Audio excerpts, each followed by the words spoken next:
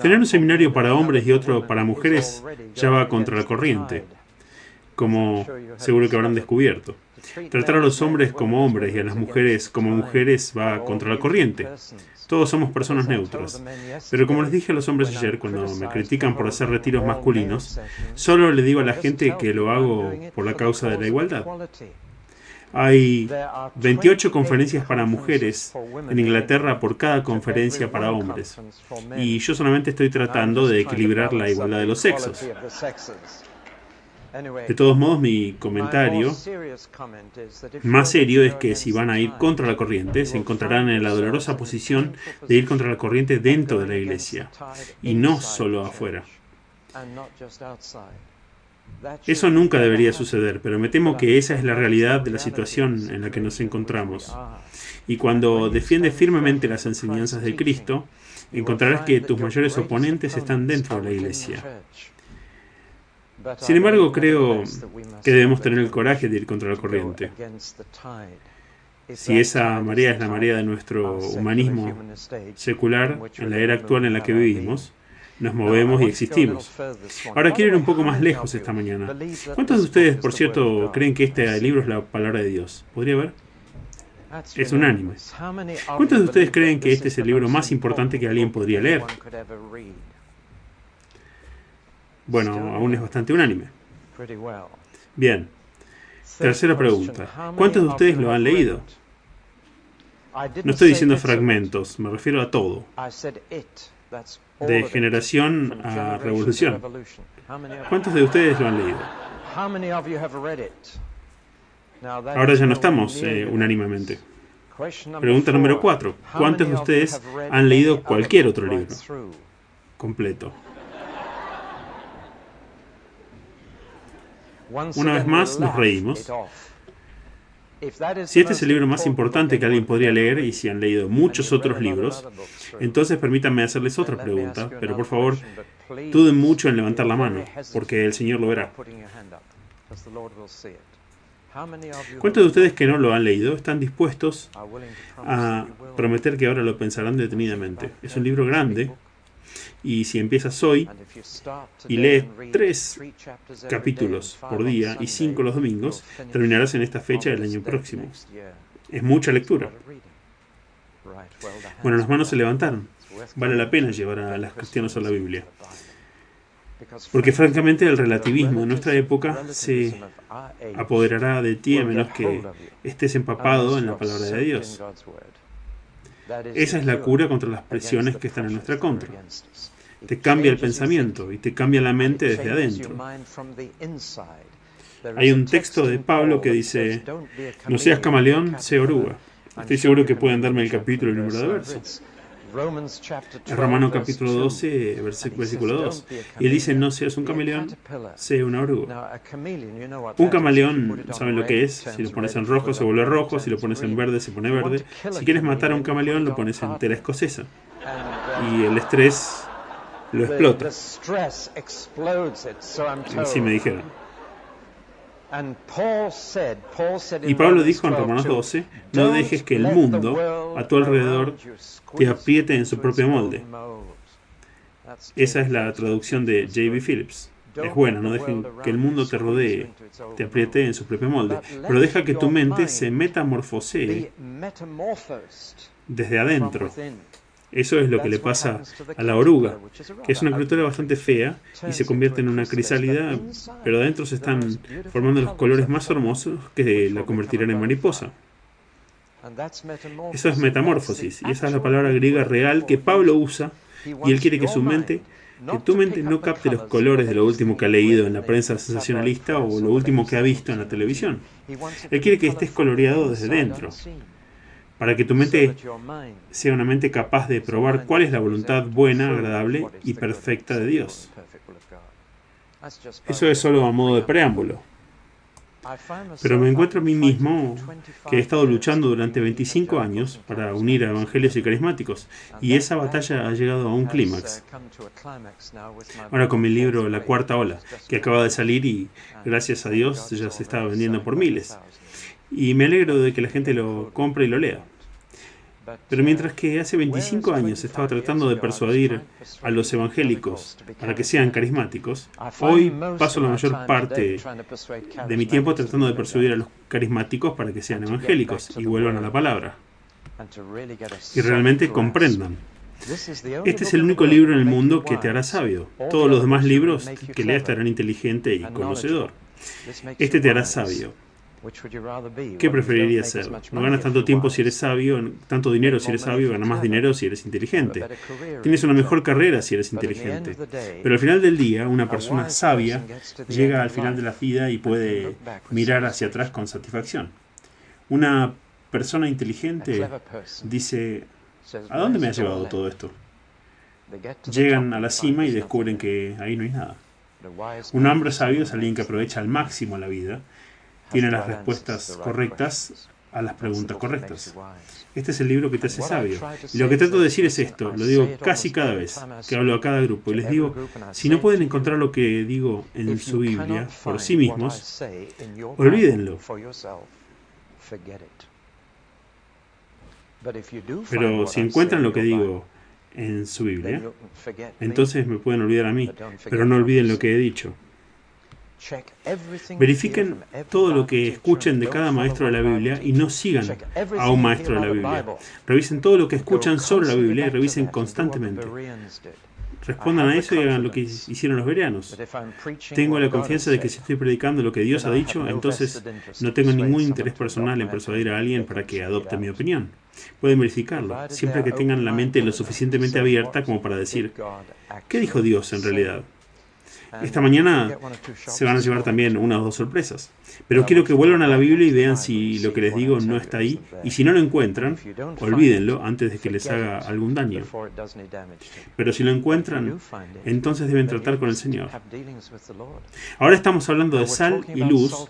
Y mientras preparaba esta charla, comencé pensando...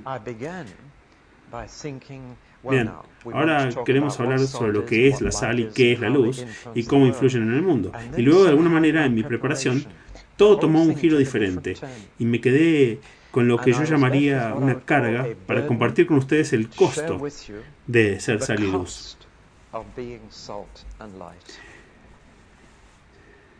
Porque eso es lo que vino a mí con más fuerza, que va a costar ser diferente. Y que va a costar un precio cada vez mayor. Bueno, la pregunta, comencemos así. Hay un mundo sin sal y un mundo sin luz. Por lo tanto, es un mundo de suciedad, de enfermedad y oscuridad. Ese es el mundo en el que vivimos y no pertenecemos aquí. Nosotros somos extraños que pasan. Somos extraterrestres, somos inadaptados socialmente.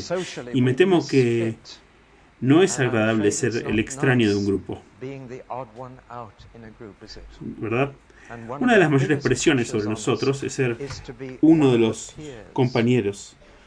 Y los jóvenes en particular están bajo una tremenda presión de grupos de pares para tener, por ejemplo, relaciones sexuales antes del matrimonio. Todos los demás lo hacen. La presión de lo que otras personas dicen y piensan es tan enorme que si no estás empapado en este libro y viviendo en el Espíritu, esa presión se vuelve demasiado.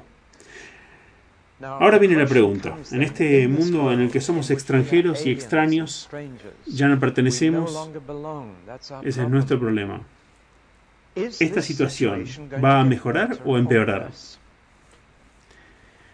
Podríamos abordar eso regionalmente y decir que en algunas partes del mundo va a mejorar porque en Nagaland y en muchos otros países del tercer mundo el número de cristianos está aumentando rápidamente. Nunca ha habido tal crecimiento en la iglesia en 2000 años como la hay hoy. Pero no es aquí. No pasa aquí.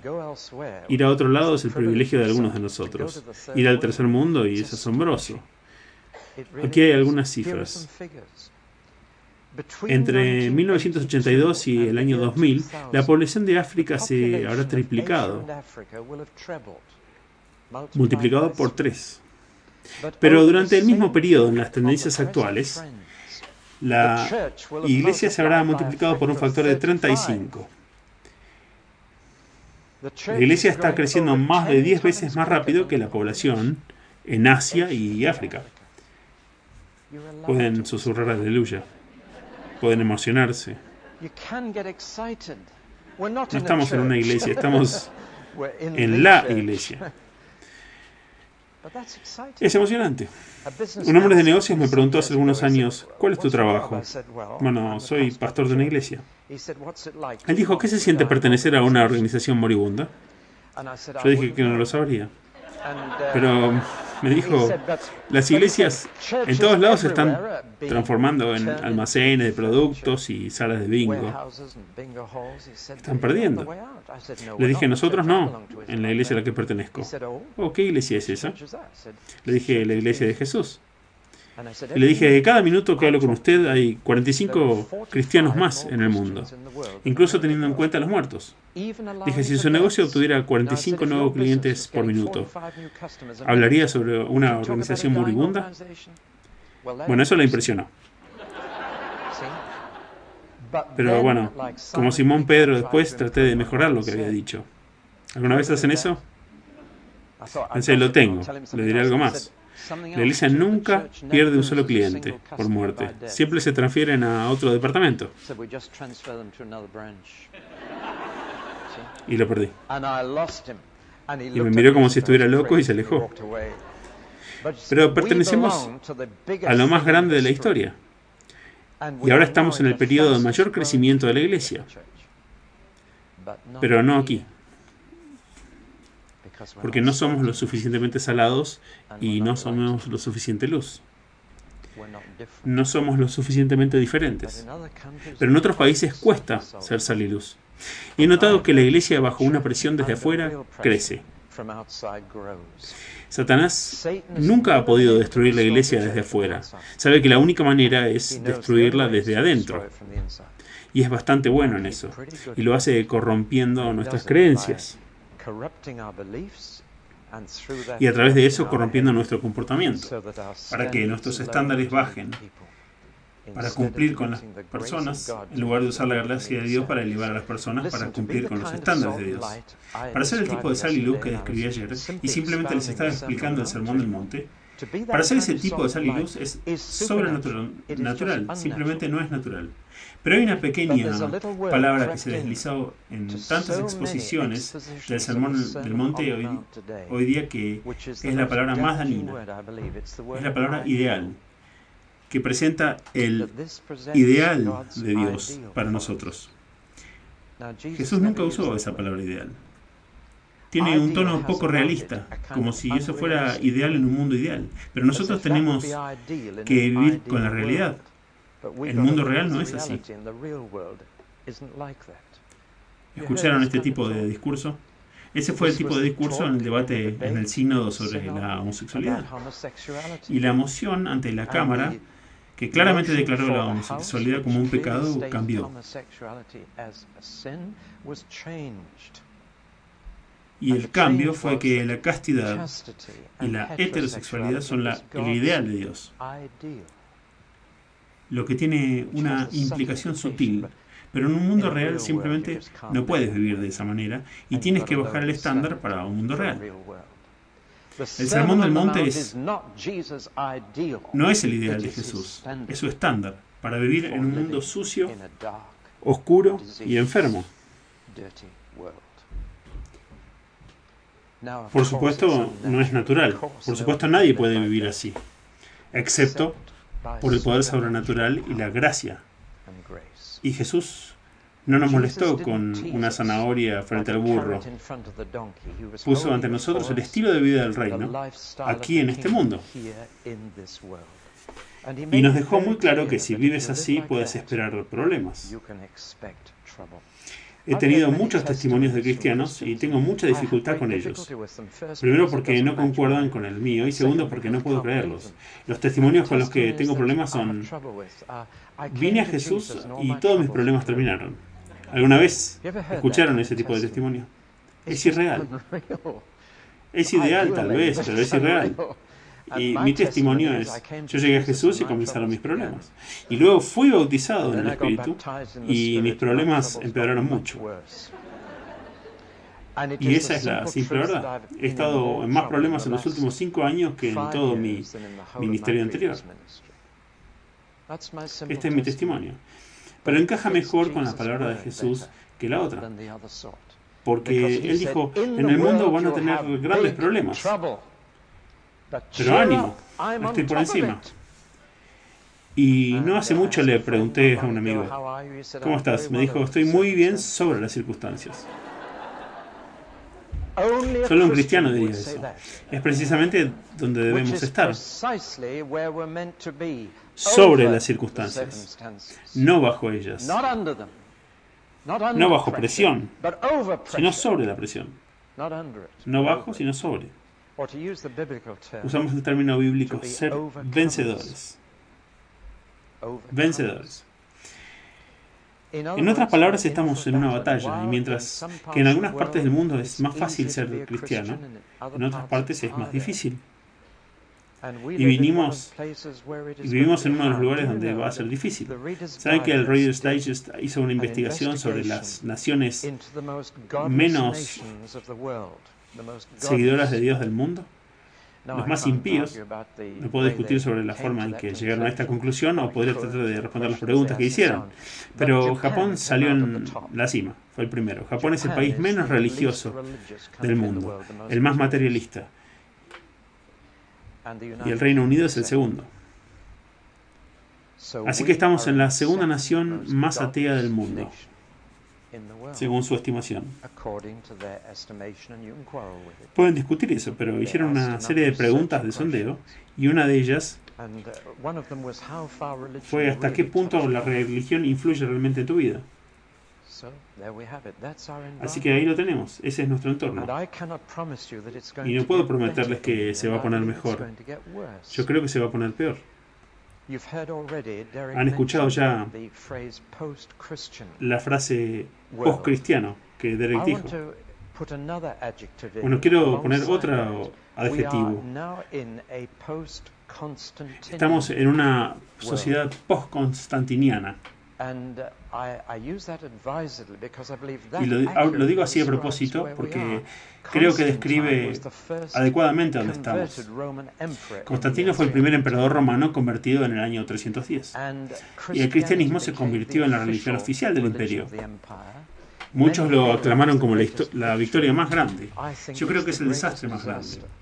Porque en lugar de llevar a la iglesia al mundo, trajo al mundo a la iglesia. Y muy rápidamente hubo persecución a los judíos. Y hubo leyes contra otras religiones. Y esa no es la forma de establecer el cristianismo. Por primera vez el domingo fue un día libre en la historia del cristianismo. Durante los primeros 300 años el domingo no era un día libre. Si eras judío, el sábado era tu día libre. Si eras un gentil, en el Imperio Romano solo tenías un día festivo cada 10 días, que no debería coincidir con el domingo muchas veces. Y si eras un esclavo, no tenías nunca un día libre. Trabajabas los 7 días de la semana. La iglesia se desarrolló sin el domingo durante 300 años y creció bastante rápido. Así que si mantenemos el domingo o no, no es el gran problema. Realmente no lo es. Llegó con Constantino y de repente cerró las tiendas el domingo, les dio a todos un día de descanso e insistió en que todos asistieran a la iglesia. Y comenzó la relación de la iglesia con el Estado, que ha prevalecido en toda Europa desde entonces hasta nuestra vida. Nos hemos acostumbrado a una sociedad en la que las normas cristianas han sido impuestas por ley.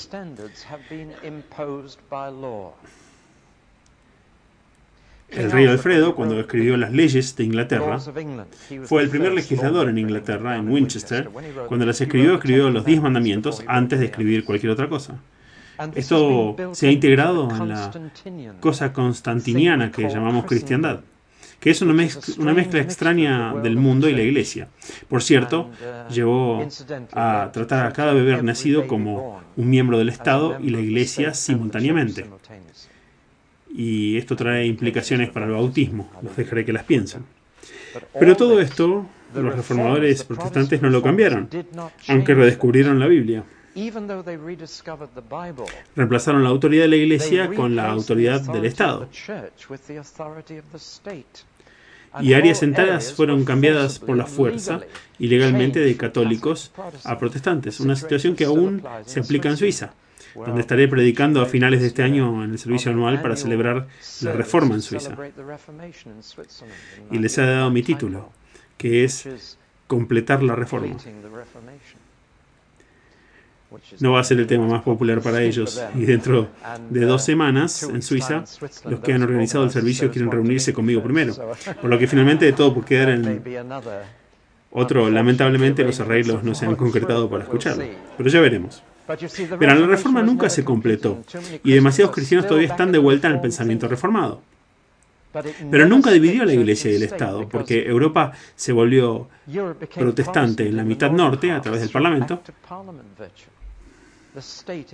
imponiendo el Estado, por el Estado, y ahora los eclesiásticos libres fueron perseguidos por los protestantes, donde habían sido perseguidos por los católicos. Los anabaptistas, el ala izquierda de la Reforma, y pueden leer todo al respecto, pero lo que ahora se está desmoronando en nuestra situación es que este enlace entre la Iglesia y el Estado se está desmoronando. Nos guste o no. Estamos tristes por eso o no. Podemos luchar para tratar de mantener el domingo en la legislación, pero la batalla está perdida. Y yo quiero volver a pelear, francamente. Algunos lo hacen, pero hasta que tengamos un porcentaje mucho mayor de cristianos genuinos de regreso en la sociedad, es muy probable que la legislación vaya a continuar en esta dirección, sin detener la podredumbre. ¿Me siguen? Es solo una batalla perdida que estamos luchando en el frente legislativo. Pero debido a que la relación entre el Estado y la Iglesia ahora se ha roto, y creo que nunca se restablecerá, 1 o 2 estados africanos están tratando de volver a eso. Eso es muy interesante. Zambia es uno. Solo están tratando de volver a un estado eclesiástico cristiano.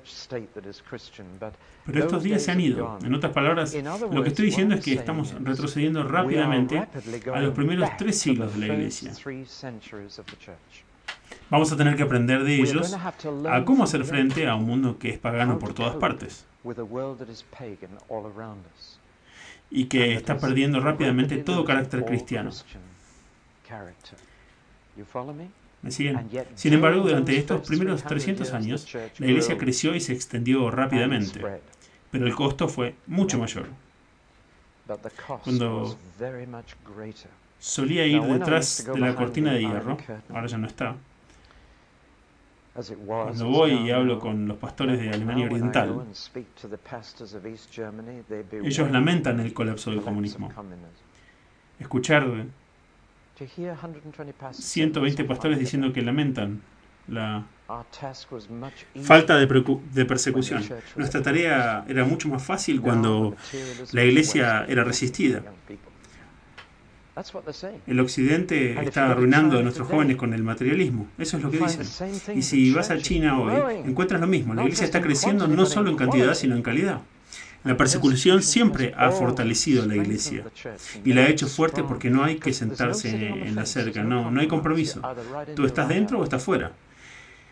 Me enteré hace años de una reunión de oración en Rusia donde 2 soldados rusos irrumpieron en la reunión de oración con ametralladoras Kalashnikov y dijeron, los vamos a matar a todos cristianos.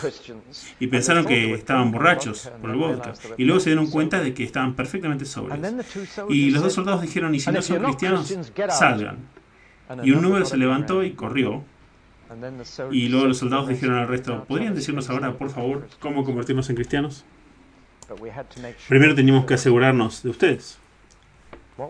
¿Qué sucedería con la reunión de oración en sus iglesias? Está viniendo. Si hay una promesa que Jesús hizo o una predicción que dijo, es que antes de que llegue el fin, seremos odiados por todas las naciones. En este momento, de alrededor de 250 estados nacionales, la Iglesia está bajo presión en más de 200. Algunos dirían alrededor de 220. Lo que deja alrededor de 30, donde podemos adorar libremente, sin que la policía nos rompa las puertas, o sin arriesgar nuestro negocio o nuestra familia para pertenecer a Jesús. ¿Saben cuántas personas murieron por Cristo el año pasado? Si dijera 3.000, ¿qué sentirían? Si dijera 30.000, ¿creerían que estoy exagerando? Si dijera 300.000, ¿qué pensarían? Bueno, siéntanse bien, la última cifra es exagerada. Eran 264.000. Si quieren saber dónde está sucediendo, simplemente vayan y estudien lo que está sucediendo en Sudán. Y hoy, esta mañana, quiero hablar sobre el martirio. Es un tema muy extraño para llevar a un montón de cristianos cómodos en Kenmore Hall.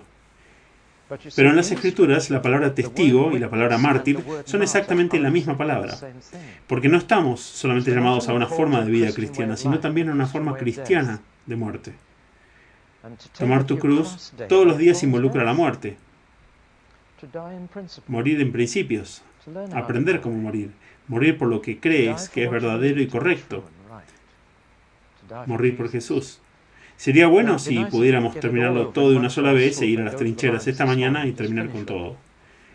La muerte diaria es mucho más incómoda. Pero va a suceder. La Biblia no nos deja dudas sobre el futuro. Las personas que leen sus horóscopos ladran al árbol equivocado. Los horóscopos nunca han tenido más del 5% de precisión. Es otra forma de decir que siempre están equivocados un 95%. Pero la gente siempre recuerda el 5%.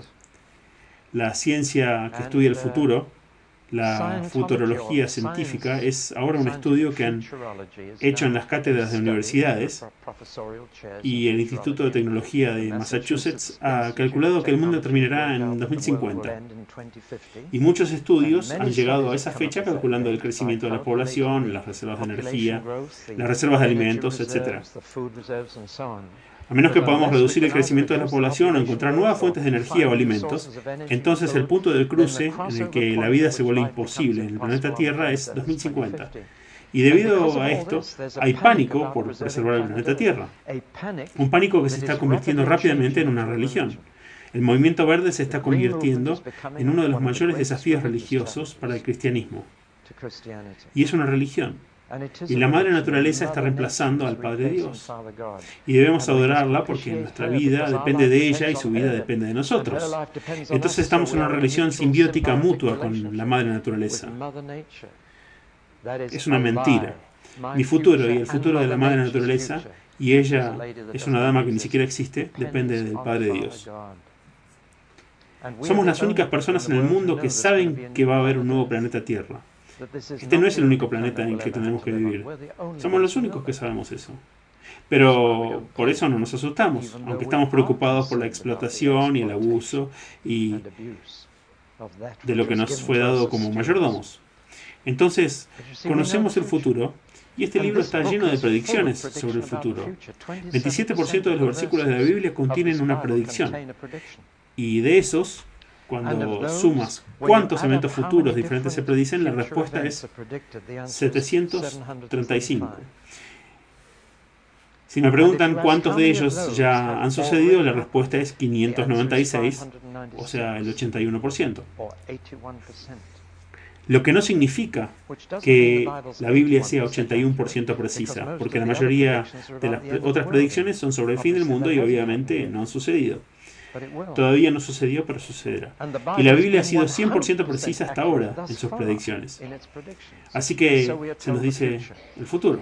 Aparte de algunas variaciones regionales, donde en algunos casos hay muchos cristianos y es más fácil ser cristiano, siempre me sorprende cuando voy a Estados Unidos, la gente no se avergüenza de hablar sobre su iglesia o a la que van. Y hablan de religión y política. Algo de lo que no se habla aquí. Pero en Estados Unidos todo el mundo habla de ello. Incluso el 60% de las personas de Estados Unidos afirman haber nacido de nuevo. Y los números ayudan a que sea aceptable ser cristianos. Podemos tener nuestras propias preguntas sobre esa cifra, pero es una situación totalmente diferente. Cuando fui al sur de la India el año pasado, fui a Tamil Nadu. Esto es un estado justo en el sur, en la punta, y Madras es su capital. Y la atmósfera en Tamil Nadu es bastante diferente a la de otros estados de la India. la gente es más cortés, hay menos vicio y crimen. Las relaciones personales, la honestidad personal es más alta en cualquier otro estado. Es simplemente diferente. Hay más cristianos, hay más sal y luz allí. Así que les pregunté a los indios por qué ese estado es mucho más cristiano que otros estados. Les dije, ¿fue por un movimiento o algún gran misionero aquí que lo hizo? Y dijeron, sí, fue un gran misionero. Y este hombre es el responsable de toda esta situación en Tamil Nadu.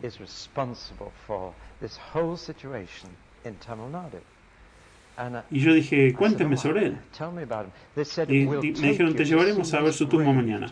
Y en el camino les mostraremos la colina donde predicó su último sermón. Bueno, todo esto me entusiasmó porque me encanta estudiar historia. Y fuimos a ver la colina y la tumba. ¿Saben de quién era? Tomás. Tomás el que dudaba. Él, Tomás.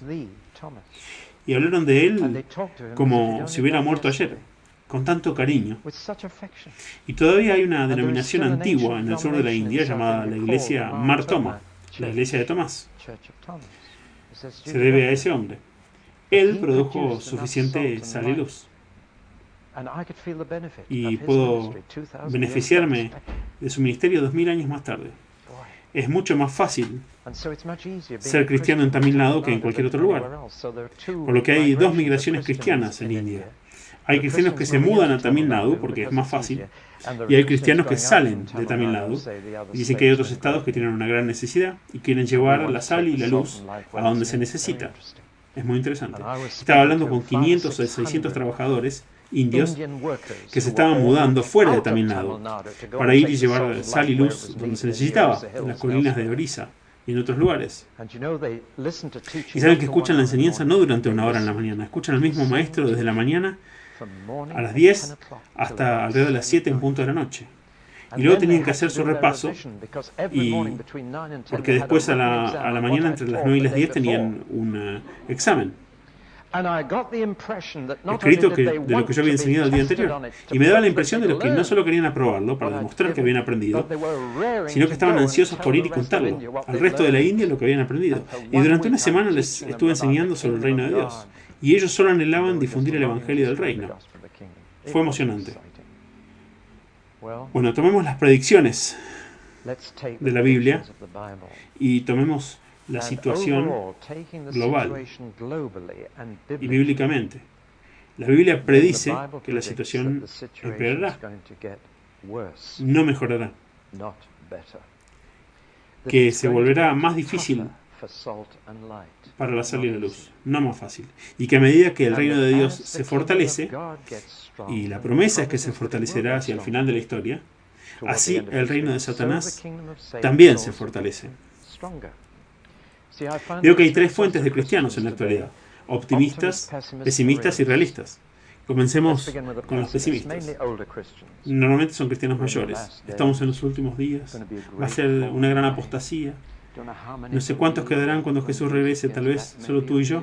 Y ni siquiera estoy seguro si tú estás bien. Ahora estoy seguro de que han conocido personas como esta, principalmente cristianos mayores en pequeñas fraternidades, y leen toda la situación mundial desde su situación personal. Si es así, deberían ir a una iglesia en India y serían curados de su pesimismo. En el otro extremo están los jóvenes optimistas. Vamos a marchar por Jesús, vamos a expulsar a Satanás de Inglaterra. Él podrá ir a Francia, pero vamos a limpiar la situación. Vamos a gobernar las naciones. Nos estamos apoderando del mundo para Jesús. Se ríen y estoy caricaturizando, pero la teología del dominio y la teología de la reconstrucción es precisamente eso, de que la Iglesia va a establecer el reino a nivel mundial. Eso es optimismo, no hay nada más desilusionante que las esperanzas que son defraudadas. Yo creo que muchos cristianos en Inglaterra están sufriendo de desilusión. Pensaron que el reino estaba a la vuelta de la esquina y que Inglaterra iba a ser cristiana. Están orando por un avivamiento, donde pensaban que el reino vendría.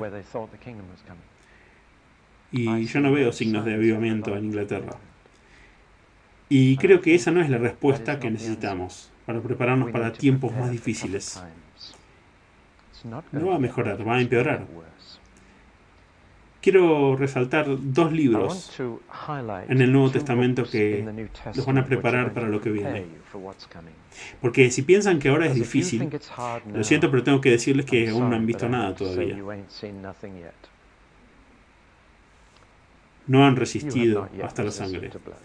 Y esa es una cita de uno de los dos libros, la Carta a los Hebreos. Hice una serie de videos que están en el hall, acá en el salón principal, y fue Jim Harris quien los hizo posibles. Y es un nuevo enfoque para el estudio de la Biblia. Y están siendo utilizados en 15 cadenas de televisión por cable en este país. Es la primera vez que creo que el estudio de la Biblia realmente se lleva a cabo en televisión. Se están utilizando ampliamente en grupos domésticos también. El objetivo principal de esos videos es que el contexto de cada declaración en la Biblia es el libro en el que ocurre. Uno necesita primero mirar el gran contexto y tener la llave en la mano de por qué se escribió ese libro. Una vez que uno tiene la respuesta a esa pregunta, esa llave desbloqueará todo el libro. ¿Por qué se escribió este libro? Ayer les dije que 2 de los evangelios fueron escritos para incrédulos y 2 para creyentes. Una vez que te das cuenta de eso, no le das el evangelio equivocado a la persona equivocada. Mateo, como dije, fue escrito como un manual para nuevos conversos, un manual de discipulado. Juan para que cristianos maduros, para que sigan creyendo y para que se mantengan firmes en su doctrina en la persona de Cristo. No está escrito para evangelizar. Solamente Juan 3:16 es lo único que es realmente útil en el evangelismo. Pero Juan 1 es un verdadero dolor de cabeza para los cristianos. Imaginen a los incrédulos leyendo en el principio era la palabra. Ellos deben comenzar con el principio del libro. Ahora, los dos libros que quiero presentarles esta mañana y en los que quiero que se empapen para prepararse para el futuro son la Carta a los Hebreos y el libro de Apocalipsis. Ambos libros van a cobrar importancia y muchos cristianos no se sienten cómodos con ambos libros o les resulta un poco difícil. Así que permítanme tomarlos y mostrarles cómo, en su contexto histórico, fueron perfectamente adaptados y escritos para cristianos que enfrentaban una presión cada vez mayor a medida que el mundo se vuelve cada vez más hostil. La gente me pregunta cómo veo las cosas en Inglaterra. Sigo enfatizando que Inglaterra es la que mejor conozco y respondo que la apatía está dando paso a la hostilidad y la hostilidad es mucho más fácil de evangelizar. La carne no le da la bienvenida a esta hostilidad, pero el Espíritu sí. Va a ser la salvación de la Iglesia. Es que hemos luchado durante décadas por personas a las que no podría importarles menos quiénes somos o qué creemos. Eso está cambiando y está dando paso a la hostilidad. Aleluya por eso. No existe la mala publicidad. Es mejor ser notado y criticado que ignorado. Hemos sido ignorados durante demasiado tiempo y se avecina otra hostilidad. Recuerdo haber ido una vez a un club juvenil y mi esposa suele preguntarme cómo me fue cuando llegó a casa. Le dije, bueno, hay esperanza para 2 de ellos. Ella dijo, ¿por qué solo 2? Dije, 2 de ellos estaban tan enojados conmigo que había lágrimas en sus ojos. Discutieron y pelearon conmigo, con lágrimas. El resto simplemente se sentó y me miró. Así que yo dije que había esperanza para 2, y esos 2 fueron bautizados dentro de los siguientes 6 meses, pero ninguno de los otros. Cuando Jesús dijo que todas las naciones te odiarán, luego continuó diciendo que lo siguiente que sucederá es que los cristianos nominales seguirán, y el amor de muchos se enfriará. Cuando hay presión, cuando te odian por ser cristiano, no puedes ser nominal. No puedes no comprometerte. Estás acabado. Pero los verdaderos cristianos aparecen. Luego la siguiente oración dice esto, y el Evangelio será predicado a todas las naciones. En otras palabras, hay un paso triple aquí. La iglesia bajo persecución, los cristianos nominales se van y la iglesia termina el trabajo. La presión purifica a la iglesia y la equipa para seguir adelante con el evangelismo. Es lo que está sucediendo en China en este momento. La iglesia está creciendo más rápido allí que en cualquier otro país que conozca. Porque estos 3 pasos están ocurriendo. Los cristianos nominales ya no existen. O estás dentro o estás fuera. Y luego la diferencia es tan evidente que la sal y la luz pueden operar y el evangelismo puede llevarse a cabo. La carta a los hebreos fue escrita durante el reinado de Nerón, a principio del reinado de Nerón, para los cristianos en Italia, y particularmente en Roma. Por cierto, se encontraban en la tapa, está toda la carta escrita para los creyentes. Todo en la carta está dirigido a los creyentes, no a los incrédulos. Es a los cristianos. Pero es a los creyentes hebreos, particularmente a ellos. Bueno, ¿por qué? Al principio del reinado de Nerón había comenzado la persecución. Fue entonces cuando realmente comenzó. Y los cristianos se convirtieron en impopulares, por primera vez en Roma. Y por eso fueron atacados. Pero no hasta el punto del martirio. Sus propiedades fueron atacadas, su reputación fue atacada. Lo peor fue que algunos de ellos fueron encarcelados. Pero nadie murió por la fe en esos primeros años de Nerón. La carta de Hebreos menciona todo esto. Dice que han sufrido el ataque a su propiedad, algunos de ustedes han estado en prisión, pero aún no han resistido hasta la sangre. Nadie ha muerto todavía por su fe. Ahí es donde están. Están al comienzo de la presión. Para los creyentes hebreos había un escape a la presión. El escape se debía al hecho de que el cristianismo era una religión ilegal, una religión ilícita, que estaba prohibida, mientras que el judaísmo era una religión registrada legalmente, una religión lícita. Por lo tanto, la forma más sencilla para que los creyentes judíos escaparan de la persecución era volver a la sinagoga y ser un creyente secreto en Jesús, dentro de la sinagoga, y adorar al mismo Dios, y ser parte de una religión registrada en lugar de una no registrada. Ese es el trasfondo de Hebreos. El único inconveniente era que no serían aceptados nuevamente en la sinagoga hasta que se pusieran de pie en la sinagoga e hicieran una declaración de que ya no creían en Jesús, que Jesús era el Cristo. Todo lo que necesitaban decir era esa frase: Jesús no es el Cristo. Y serían aceptados nuevamente. Y su familia y su propiedad estaría todo bien. Y ellos podrían adorar todavía al mismo Dios porque el Padre de Jesús es el Dios de Israel. Y todo estaría bien. Pero los creyentes gentiles no tenían esa ruta de escape. Solo los creyentes hebreos tenían esa ruta de escape. Y toda la carta está escrita para decir: no, no lo hagan. No regresen. Sigan con Jesús. El propósito de toda la carta es evitar que huyan de la presión y alentarnos a permanecer con ella y seguir con Jesús.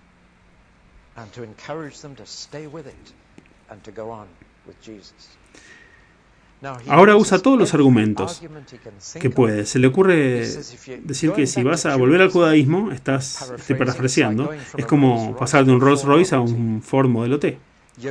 Vas a pasar del Hijo de Dios a sus siervos.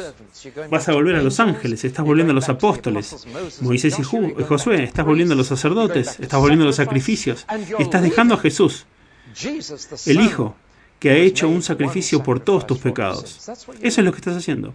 Y él apela, en esa primera sección, al puro contraste entre las sombras y la sustancia, y lo real. Y estás renunciando a la sustancia por las sombras. Tienes el Hijo y estás volviendo a los ángeles, volviendo a los apóstoles, estás volviendo a los humanos. Tienes al Hijo. Pero desparramados por toda la carta hay constantes llamamientos y advertencias. No descuides tu salvación. No te desvíes de la asamblea. No dejes de reunirte con los demás cristianos. No pierdas tu confianza en lo que has obtenido. Sigue presionando. Y luego les arroja a los santos del Antiguo Testamento que viven a través de lo que nunca vieron, pero siguieron adelante y pagaron el costo, pagaron el precio. Una vez estaba en compañía de un predicador de la prosperidad y me pidieron que hablara junto a él.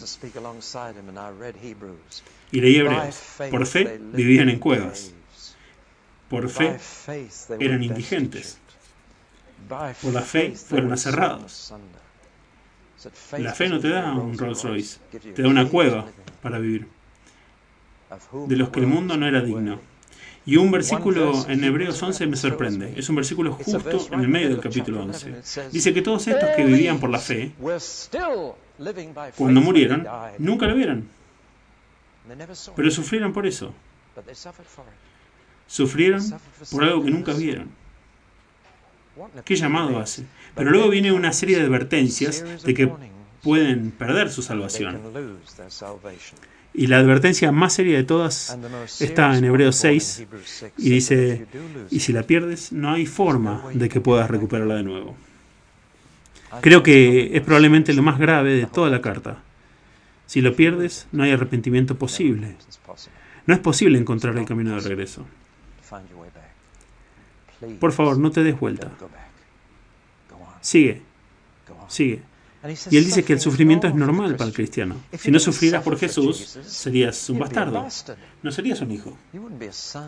Porque es la marca de un niño, que un hijo es disciplinado por sus padres. A quien el Señor ama, lo castiga. Él dice, mira tu sufrimiento en esa luz. Lo hace por tu bien. Por tu bien. Lean toda la carta. Te pone hierro en el alma.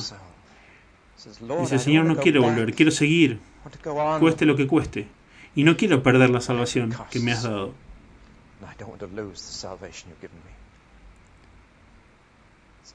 Bueno, estas personas no murieron por su fe, pero sufrían en sus propiedades. Su familia sufría, incluso los metían en la cárcel. Por eso la carta dice al final que no se olviden de los que están en la cárcel. Recuérdenlos también. Visítenlos. Y un punto importante cuando estás bajo ese tipo de presión es la hospitalidad mutua. Es muy importante. Abre tu hogar a la gente. Por cierto, los ángeles nunca aparecen con alas y con un arpa y un camisón largo y blanco. Me pregunto cómo puedes hospedar a alguien así sin darte cuenta. Cuando aparecen los ángeles, parecen seres humanos normales. Probablemente hayas tenido uno en tu auto. Tengo una hermosa grabación en casa de ángeles cantando. Nunca han escuchado música como esa. Son reales. Y gracias a Dios por ellos. Una muchacha me dijo recientemente que estaba caminando sola hacia su casa después de una reunión en la iglesia a través de las calles oscuras de una de nuestras grandes ciudades. Y un joven saltó de las sombras y comenzó a arrancarle la blusa. Y ella simplemente clamó al Señor, los ejércitos. No sabe por qué dijo así. Y entonces un joven dio la vuelta a la esquina y tiró a este otro joven a la cuneta. Y la tomó del brazo y dijo, vamos Helen, te llevaré a tu casa. Y la llevó a la puerta de su casa. Y ella abrió la puerta con la llave y se dio vuelta para agradecerle y la calle estaba vacía. Y ella me dijo, era un ángel. Estaba tan desacostumbrada al pensamiento que incluso cuestionó que no era un ángel. ¿Por qué lo preguntas? Le dije. Es el Señor de los ejércitos. Tiene muchos ángeles. Y los tenemos nosotros. No ponemos los ojos en ellos. Fijemos los ojos en Jesús, que soportó la cruz y despreció la vergüenza. Yo veo que la cruz para Jesús comenzó con vergüenza, comenzó con el ridículo, comenzó con la humillación. Terminó en dolor y muerte. Pero comenzó en la humillación, en el ridículo. Ahí es donde generalmente comienza para nosotros también. Toma tu cruz todos los días. Es doloroso que se rían de ti, ¿no es así? Que seas el tema de una broma, duele. Pero ahí es donde viene la cruz. No eres uno de esos fundamentalistas de mentalidad obtusa. Se dan cuenta de que la palabra fundamentalista originalmente quería decir alguien que creyó en todos los fundamentos de la fe. Se ha convertido ahora en un término de abuso. Se ha convertido en un término de abuso. Somos fundamentalistas porque creemos en la palabra de Dios. Déjalos reír. Apiádate de ellos. Porque Jesús dice, hagas lo que hagas a uno de mis hermanos, me lo estás haciendo a mí. Y puedes dejar que Él pague. Nunca necesitas vengarte. Yo pagaré, dice el Señor. Déjalo en sus manos. Así que Hebreos te fortalece, te da fuerza, hace fijar tus ojos en Jesús, quien por la vergüenza y por el sufrimiento, pero por la alegría puesta delante de Él, pasó por todo. Y aquí es donde la dimensión futura es tan importante. Y es por eso que hice un video sobre los hechos finales. ¿Y por qué estoy escribiendo un libro sobre la segunda venida en este momento? Es porque creo que hemos olvidado la dimensión futura. Nos hemos vuelto tan preocupados con el presente y nuestros sufrimientos y nuestros problemas y todo lo demás que, por lo que pasamos ahora, que hemos olvidado la alegría que se nos presenta. ¿Qué futuro? Está todo ahí. Y lo que estamos pasando ahora es una aflicción momentánea en comparación con el peso eterno de la gloria allá. Pero si no estamos pensando en la segunda venida, si no estamos pensando en el futuro, entonces seremos abrumados por el presente. ¿Por qué debería un cristiano tener que pasar por todo esto? ¿Por qué debo sufrir así? ¿Por qué estoy tan estresado? Es una aflicción leve, momentánea, si piensas en la gloria que puso delante de ti. Pero si pierdes la fe en un mundo futuro, que el mundo de hecho no la tiene, por eso están bastante desesperados por salvar el planeta Tierra, porque aparte de eso no tiene un futuro que esperar. Si piensas en tu futuro, puedes esperar soportar un poco de sufrimiento en el presente. Incluso puedes alegrarte de que seas digno de sufrir. Es una prueba de que eres un verdadero cristiano. No es un problema. El Señor te está tratando como un hijo o una hija. Aleluya. No fue muy espontáneo, pero bueno, vamos a seguir adelante. Bueno, vamos a mirar ahora el libro de Apocalipsis. Eso fue escrito 30 años después en el reinado del emperador Domiciano. Muchos cristianos me dicen que el libro de Apocalipsis es un completo rompecabezas para ellos. Un hombre me dijo, o estás loco cuando lo empiezas o te deja loco cuando terminas. Y la mayoría de los cristianos lo dejan en paz porque ellos creo que nunca lo entenderán. Pero realmente creo que es uno de los libros más simples del Nuevo Testamento, una vez que tienes la llave para abrirlo. Y la llave es muy simple. Está escrito para los cristianos que sufren y enfrentan el martirio. De hecho, los mártires son prominentes todo el camino. En una etapa casi parece como si solo mártires estaran en el cielo.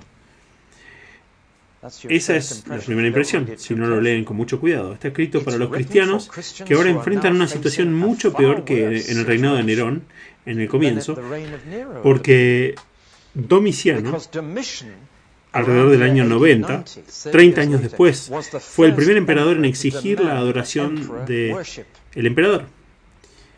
Y una vez al año, todos los ciudadanos del imperio tenían que adorar al emperador y decir las tres palabras: César es Señor. Y los cristianos se negaron rotundamente a decir eso. Decían que Jesús es el Señor. Y por tres palabras, la gente murió. Había una madre joven con un bebé recién nacido, y se la llevaron y la metieron en la cárcel, en una celda, y pusieron al bebé en la celda de al lado, para que ella pudiera escuchar al bebé llorando por leche. Y le dijeron a la madre, tan pronto como digas las tres palabras, César es Señor, puedes alimentar a tu bebé. Y ella se negó. Gradualmente el llanto del bebé se hizo más suave y murió. El bebé murió. Ella todavía se negó a decir estas tres palabras. No comprometeré mi fe, Jesús es el Señor, dijo ella. Y se llevaron a esa chica y encendieron un fuego y la pusieron una hoja de hierro encima hasta que estuvo al rojo vivo. Y luego la frieron viva. Y ella murió. Así fue como creció la iglesia. Esa era la clase de cristianos que había entonces. Y Apocalipsis se escribió en medio de todo eso. Ese día en el cual todos tenían que decir esas tres palabras y adorar al emperador de Roma.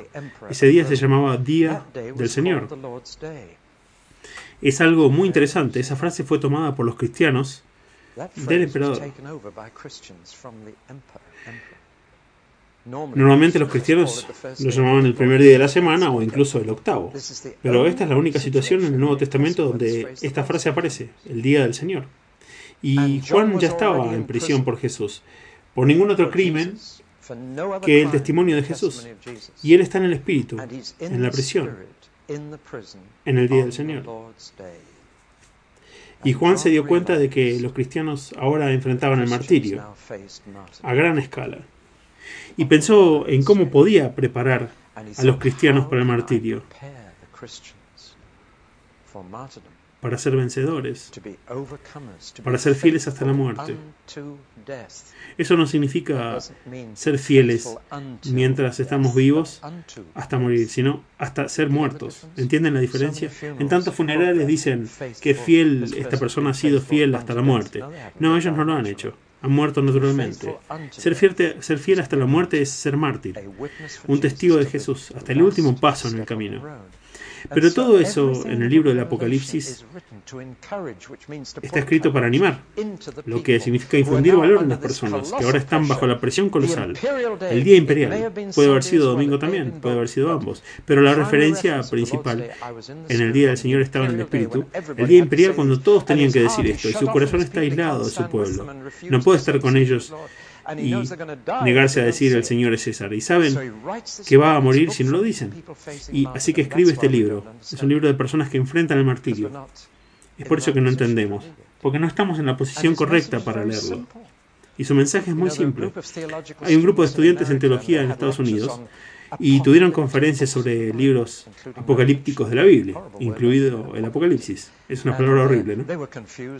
Y estaban confundidos al final de la conferencia, así que fueron a jugar un juego de béisbol. Perdón, baloncesto. Fueron al gimnasio del campus y estaban jugando. Y notaron que un hombre negro estaba sentado. Era el conserje del edificio y estaba sentado al lado de la cancha esperando para cerrar. Estaba leyendo su Biblia. Y se le acercaron y le dijeron, qué bueno verte leyendo. ¿Qué estás leyendo? Dijo Apocalipsis. Así que ellos le dijeron, usted no entiende eso, ¿no? ¿Verdad? Por supuesto que sí. Y dijeron, ¿cuál es el mensaje? Dijo, es simple, Jesús gana. Ese es el tema general. Y presenta a Jesús no como profeta, como lo hacen los 4 evangelios, o incluso como sacerdote, como lo hace Hebreos, sino como rey. Y nosotros necesitamos Apocalipsis para tener una imagen completa de Jesús. Jesús gana. Pero les daré un bosquejo un poco más simple de Apocalipsis, que es un poco más complejo que eso, y aún así muy simple. El libro se divide en 2 mitades, y el título de la primera mitad es que las cosas se van a poner mucho peor antes de que mejoren, y la segunda mitad es que las cosas van a mejorar mucho antes de que empeoren. Y ese es el resumen del libro. Por todo el libro dice vencedores. Y mientras se puede tener la impresión en ciertos puntos del libro de que solo los mártires estarán en el cielo, si uno lo lee con atención, y es un poco más amplio que eso, pero quiero decir algo ahora que será un shock para ustedes. Son solo los vencedores quienes sobreviven. Los vencedores vencen por medio del martirio o permaneciendo vivos y sufriendo por Jesús. Y Jesús dice, el que venza, no borraré su nombre del libro de la vida. Si el lenguaje quiere decir algo, dice aquí que aquellos que no pueden llegar al final, sus nombres pueden ser borrados del libro de la vida. Eso es serio. Porque en el último día solo aquellos cuyos nombres están en ese libro son los que van al cielo y la tierra nueva. Aquellos que permanecieron firmes, y es por eso que la primera sección del libro es poner las iglesias en orden. El primer paso para prepararse para los peores tiempos que se avecinan es poner a la iglesia en orden. Y cada iglesia se refleja en algún lugar de estas 7 iglesias de Asia. Lo primero es preparar al pueblo de Dios para el sufrimiento, haciéndolos correctos, poniéndolos bien, haciendo sus creencias correctas y su comportamiento correcto, deshaciéndose de la iglesia que está corrompida, sacando cosas como el adulterio en la iglesia. Porque lo que necesitas es prepararte para sufrir por la santidad de Jesús. Sé de buena fuente que se ha pagado a una agencia de detectives privados en Londres para compilar un expediente sobre las vidas de todos los cristianos líderes en este país.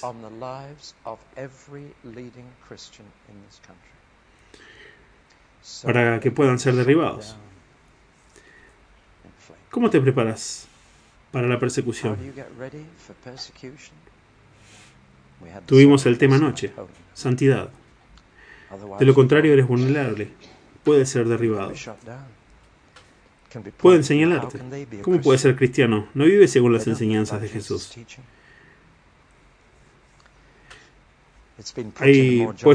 Fue puesto de otra manera un poco más graciosa. Si fueras juzgado por ser cristiano, ¿habría suficiente evidencia para condenarte? ¿Escucharon eso? Eso es el tema. Para que el libro de Apocalipsis se haga realidad, debe ser así. Encuentro que se le da una atención cada vez mayor para preparar al pueblo de Dios para que sea fiel hasta la muerte, en última instancia. El testimonio lleva a eso. ¿Cómo te preparas para eso? Escuchen, 264.000 personas en muchos países han estado muriendo por Jesús cada año. Una vez le dije a un querido amigo, Bob, no creo que pueda morir por Jesús. No creo que pueda enfrentar los ataques por él. Tenía 20 y tantos años cuando lo dije. Nunca olvidé lo que dijo. David, si eres fiel en las cosas pequeñas ahora, Él te dará gracia cuando llegue el gran momento. Y poco a poco fui aprendiendo a ser un poco más valiente, a defender lo que es correcto y verdadero. Cuesta. En otras palabras, comienzas tu martirio ahora. Ser testigo es martirio. Mueres a ti mismo, mueres a tu reputación, mueres a tus relaciones. Porque pierdes amigos cuando defiendes lo que es correcto. Pero aprende a morir ahora, y si la gran prueba llega antes de que mueras, entonces resistirás. Pero si tienes poca fuerza en cosas pequeñas, si te avergüenzas del Señor ahora, dijo Jesús, si me niegas ahora, te negaré entonces. No puedo reconocerte si no me has reconocido. Estamos hablando de cosas serias. Sí, creo que, si me preguntan directamente, creo que puedes perder tu salvación. Hebreos está lleno de advertencias. También lo está Apocalipsis. Pero también es la enseñanza de Jesús. Él dijo, yo soy la vid verdadera, ustedes son las ramas. Permanezcan en mí. Permanezcan en mí. Si permanecen en mí, tendrán mucho fruto. Pero si no se quedan, se cortan y se queman. Pablo dice lo mismo que él. Dijo, no se jacten porque los judíos fueron cortados y ustedes fueron injertados en él. Ustedes también serán cortados, a menos que continúen en su bondad. Hay un seguir creyendo que es necesario. Es el que persevera hasta el final quien será salvo. Y Jesús dijo eso en el contexto de una presión creciente. Pero miren hacia adelante, más allá de eso, en un cielo y una tierra nueva. Algunos cristianos nunca verán el cielo. Aquellos que mueren van al cielo para estar con Jesús. Pero es solo una sala de espera temporal, porque cuando Jesús regresa a la tierra, nosotros regresamos. ¿Se dieron cuenta que todos volvemos a la tierra con Él? Y la tierra es nuestro destino futuro.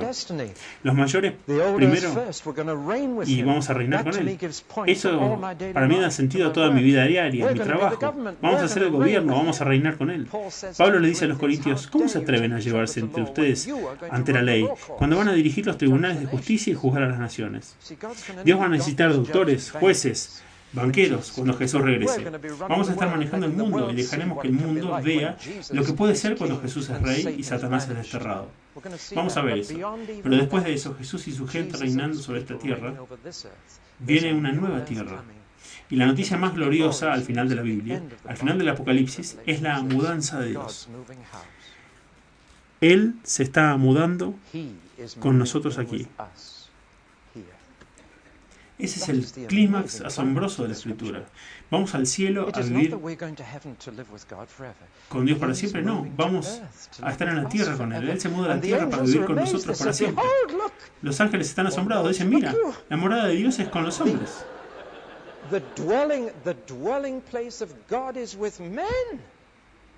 No la morada del hombre está con Dios, sino que la morada de Dios está con los hombres. Y Él será su Dios y ellos serán su pueblo. El Espíritu Santo ha estado aquí y el Hijo ha estado aquí. Y de hecho, al comienzo de la Biblia, Dios también estaba aquí caminando en el jardín del Edén. Y al final de la Biblia, Él regresa y la brecha entre el cielo y la tierra se cierra. Y la nueva Jerusalén desciende del cielo y es la morada de Dios con su pueblo para siempre. Una nueva tierra. Y si son vencedores, de los que seremos parte, lamentablemente habrá creyentes que no han vencido y que no serán parte de eso. Ese es el mensaje del libro de Apocalipsis. Es fortalecerte para mantener tu nombre en el libro de la vida. vencer para que puedas compartir en la nueva tierra. Y es muy interesante que en la última página hay una lista de los que son expulsados y viven fuera de esa nueva tierra, en el lago de fuego. Y el primer tipo de personas mencionados no son los adúlteros, o los mentirosos, o los asesinos. El primer tipo de personas mencionadas son los cobardes. Los cobardes. Los que se dieron y le temieron más a los hombres que a Dios. Bueno, esa es mi carga profética. Yo creo que Dios me la dio. Me acaban de pedir que hable sobre sal y luz, y la cosa simplemente despegó en esta dirección, que va a ser cada vez más costoso ser sal y luz y enfrentar las presiones de un mundo que va en sentido contrario, un camino ancho que nos lleva a la vida. Estamos en un camino angosto y nos van a llamar angostos, de mente, y vamos a ser llamados apáticos, y vamos a ser llamados inhumanos, porque no nos dejamos llevar por donde va la gente. Pero vamos rumbo al cielo y a la tierra nueva, una tierra nueva en la que habite la justicia.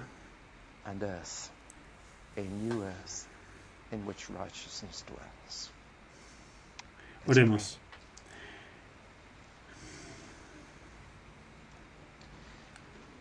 Señor Jesús, quería agradecerte por tu honestidad. Dijiste, les he dicho todas estas cosas antes de que sucedan, para que su corazón no se turbe. Quiero agradecerte que nos hayas dicho las malas noticias, tanto como las buenas noticias, y que nunca nos hayas llamado para ir a cualquier lugar donde no hayas sido el primero. Señor, te odiaron y apagaron tu luz. La tierra estuvo en total oscuridad durante 3 horas. Y ahora nos ha llamado a brillar. Señor, te ruego, ten piedad de nosotros. Haznos personas santas. Que seamos fieles hasta la muerte, si eso es lo que cuesta.